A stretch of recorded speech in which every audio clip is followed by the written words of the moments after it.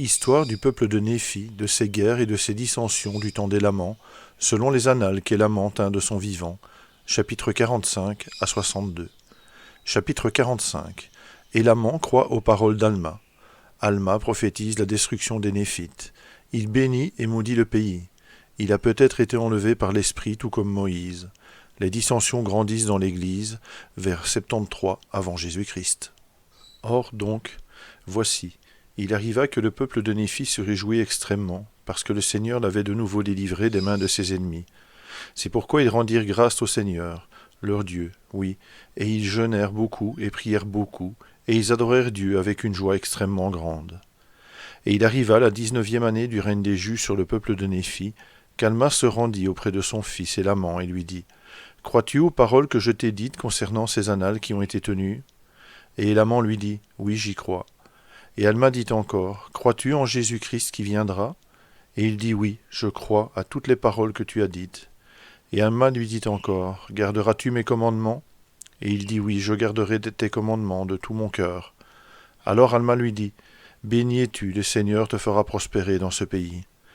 Mais voici, j'ai à te prophétiser quelque peu, mais ce que je te prophétise, tu ne le feras pas connaître. Oui, ce que je te prophétise ne sera pas révélé, et ce, pas avant que la prophétie ne soit accomplie. C'est pourquoi, écris les paroles que je vais dire. Et voici les paroles. Voici, je vois que ce peuple même, les Néphites, selon l'esprit de révélation qui est en moi, 400 ans après le moment où Jésus-Christ se manifestera à lui, dégénérera dans l'incrédulité. Oui, et alors il verra des guerres et des pestes, oui, des famines et des effusions de sang jusqu'à ce que le peuple de Néphi soit frappé d'extinction. Oui, et cela parce qu'ils dégénéreront dans l'incrédulité et tomberont dans les œuvres des ténèbres, et dans la lascivité et dans toutes sortes d'iniquités.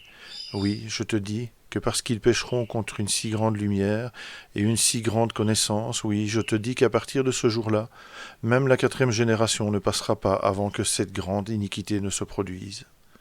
Et lorsque ce grand jour viendra, voici, le temps viendra bientôt où ceux qui sont maintenant, ou la postérité de ceux qui sont maintenant comptés parmi le peuple de Néphi, ne seront plus comptés parmi le peuple de Néphi.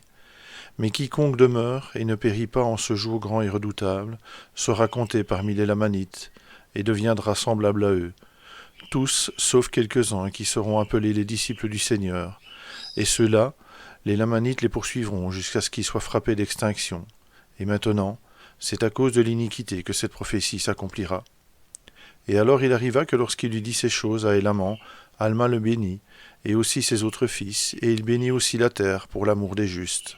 Et il dit, Ainsi dit le Seigneur Dieu, maudit sera le pays, oui, ce pays pour toutes les nations, tribus, langues et peuples qui font le mal, pour leur destruction, lorsqu'ils seront pleinement mûrs, et il en sera comme je l'ai dit, car telle est la malédiction et la bénédiction de Dieu sur le pays, car le Seigneur ne peut considérer le péché avec la moindre indulgence. Et alors, quand il eut dit ces paroles, Alma bénit l'Église, oui, tous ceux qui, à partir de ce moment-là, demeureraient fermes dans la foi. Et lorsqu'il eut fait cela, Alma quitta le pays de Zaraïmla, comme pour aller au pays de Mélec. Et il arriva qu'on n'entendit plus jamais parler de lui. Nous ne savons rien de sa mort, ni de son ensevelissement. Voici ce que nous savons, c'est que c'était injuste, et le bruit se répandit dans l'Église qu'il avait été enlevé par l'Esprit, ou enseveli par la main du Seigneur, tout comme Moïse.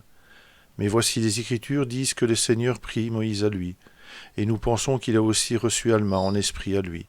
Nous ne savons donc rien de sa mort ni de son ensevelissement. Et alors il arriva au commencement de la 19e année du règne des juges sur le peuple de Néphi, qu'Élaman alla parmi le peuple, lui annoncer la parole. Car voici, à cause de leur guerre avec les Lamanites et des nombreuses petites dissensions et des troubles qui avaient été parmi le peuple, il devenait opportun d'annoncer la parole de Dieu parmi eux, oui, et d'établir une réglementation dans toute l'Église. C'est pourquoi Élaman et ses frères allèrent établir de nouveau l'Église dans tout le pays, oui, dans toutes les villes, dans tout le pays qui était possédé par le peuple de Néphi. Et il arriva qu'ils désignèrent des prêtres et des instructeurs dans tout le pays sur toutes les églises. Et alors, il arriva que lorsqu'Élaman et ses frères eurent désigné des prêtres et des instructeurs pour diriger les églises, il se produisit une dissension parmi eux, et ils ne voulurent pas prêter attention aux paroles d'Élaman et de ses frères. Mais ils devinrent orgueilleux, enflés dans leur cœur à cause de leur richesse extrêmement grande. C'est pourquoi ils devinrent riches à leurs propres yeux, et ils ne voulurent pas prêter attention à leurs paroles pour marcher en droiture devant Dieu.